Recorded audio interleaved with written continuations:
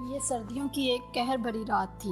برفانی ہوا پہاڑوں کو چیرتی ہوئی گزر رہی تھی۔ اسکاٹ لینڈ کی سنسان سڑکوں پر دھند اتنی گہری تھی کہ 2 قدم آگے دیکھنا مشکل تھا۔ گاڑی کی ہیڈ لائٹس دھند میں نگل جاتی تھیں۔ 4 دوست ایتھن، کلوئی، ڈینیل اور صوفیہ چھٹیاں گزارنے کے لیے نکلے تھے۔ وہ ہنسی مذاق کرتے جا رہے تھے کہ اچانک گاڑی ایک سنسان پہاڑی کے بیچ میں رک گئی۔ بار بار کوششوں کے باوجود انجن سٹارٹ نہ ہوا۔ باہر شدید سردی تھی اور قریب کوئی بستی نظر نہیں آ رہی تھی۔ سب نے گاڑی سے نکل کر ارد گرد دیکھا تو پہاڑ کے دامن میں ایک پرانا محل نظر آیا۔ محل کے حال دیکھ کر ہی بدن میں کپکپی طاری ہو گئی۔ کھڑکیاں ٹوٹی ہوئی تھیں، درخت پنجوں کی طرح فضا میں پھیلے اور گیٹ کے اوپر زنگ آلود لوہے کی سلاخیں۔ حیرت انگیز یہ کہ بالکونی پر ایک لالٹین جل رہی تھی، حالانکہ وہاں رہنے والا کوئی نظر نہیں آتا تھا۔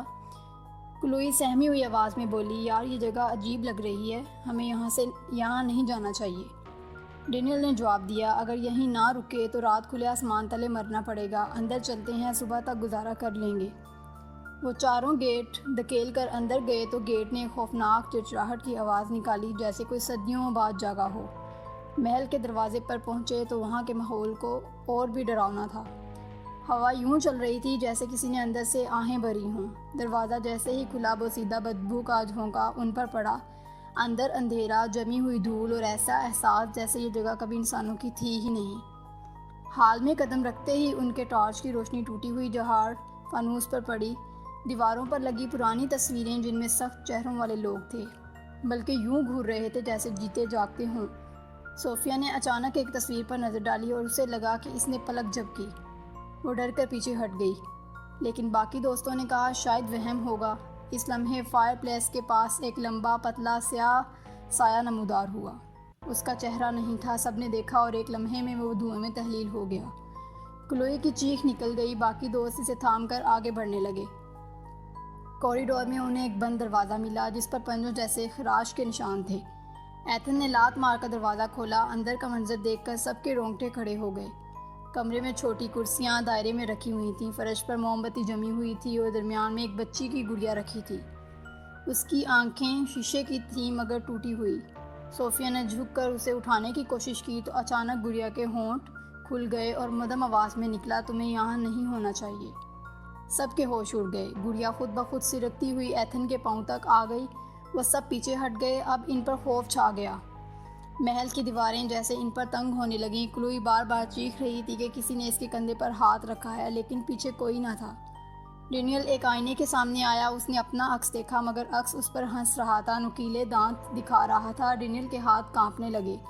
سب بھاگے مگر جب دروازے تک پہنچے تو وہاں دروازے کی جگہ پکی دیوار کھڑی تھی، جیسے محل نے انہیں قید کر لیا ہو۔ اب وہ سب گھبراہٹ میں تہہ خانے کی طرف بڑھے۔ نیچے جاتے ہی سردی مزید بڑھ گئی، سانس سے بھاپ نکلنے لگی۔ تہہ خانے میں زنجیریں لٹک رہی تھیں، ٹوٹے پنجرے اور دیواروں پر خون جیسے نشانات۔ میز پر ایک پرانی ڈائری رکھی تھی، ایتھن نے اٹھائی تو اس میں لکھا تھا، یہ مکان کبھی یتیم بچوں کا گھر تھا، لیکن اس گھر کا مالک ان پر ظلم کرتا رہا، ان کی چیخیں آج بھی ان دیواروں میں قید ہیں، جو بھی یہاں آتا ہے وہ انہی کے ساتھ شامل ہو جاتا ہے۔ یہ پڑھتے ہی اندھیروں سے بچوں کی ہنسی اور کراہیں گونجنے لگیں، دیواروں پر سائے حرکت کرنے لگے، سب دوڑ پڑے اور اندھا دھند باہر بھاگنے لگے۔ لیکن باہر وہ پہاڑ سڑک نہیں تھی، ہر طرف کالا دھند، نہ ستارے نہ چاند، ایسا اندھیرا جو سب نگل گیا ہو۔ کلوئی خوف سے چلائی، مجھے کچھ نظر نہیں آ رہا۔ اتنے میں دھند سے ایک سیاہ سایہ نکلا اور اسے دبوچ کر اندھیرے میں کھینچ لیا۔ باقی 3 دوستوں نے اس کی چیخ سنی اور پھر وہ بھی غائب ہو گئی۔ صوفیہ بھاگتے بھاگتے اچانک ایک گھڑے میں گر گئی، اس کی چیخ اور پھر ہڈیوں کے ٹوٹنے کی آواز سنائی دی۔ اب صرف ڈینیل اور ایتھن بچے تھے۔ ڈینیل کے سامنے دھند سے اس کا عکس نکل آیا، وہی عکس جس نے آئینے میں دانت نکالے تھے۔ اس نے بازو پھیلایا اور ڈینیل کو جکڑ لیا، اس کی چیخ بھی اندھیرے میں گم ہو گئی۔ اب صرف ایتھن رہ گیا تھا، وہ اندھا دھند بھاگتا رہا، دور اسے روشنی دکھائی دی، دل میں امید جاگی، شاید نجات مل جائے۔ وہ پوری قوت سے بھاگا، قریب پہنچا تو دیکھا کہ وہ روشنی وہی لالٹین ہے جو محل کی بالکونی پر جل رہی تھی۔ وہ دہل گیا، پیچھے مڑ کر دیکھا تو اس کے تینوں دوست کھڑے تھے، آنکھیں خالی، چہرے سیاہ، ہونٹوں پر بھیانک مسکراہٹ۔ وہ آہستہ آہستہ اس کی طرف بڑھنے لگے۔ اچانک محل کی دیواروں سے سینکڑوں ہاتھ نکلے اور ایتھن کو دبوچ لیا۔ وہ تڑپتا رہا، چلاتا رہا، لیکن اس کی چیخ اندھیرے میں گم ہو گئی تھی۔ اگلی صبح مقامی لوگ وہاں سے گزرے، گاڑی اب بھی پہاڑ پر کھڑی تھی مگر چاروں نوجوان غائب تھے۔ محل اپنی جگہ موجود تھا، خاموش اور سنسان، لیکن بالکونی پر وہی لالٹین جل رہی تھی، دیواروں پر خون سے لکھا تھا، کوئی زندہ واپس نہیں جاتا۔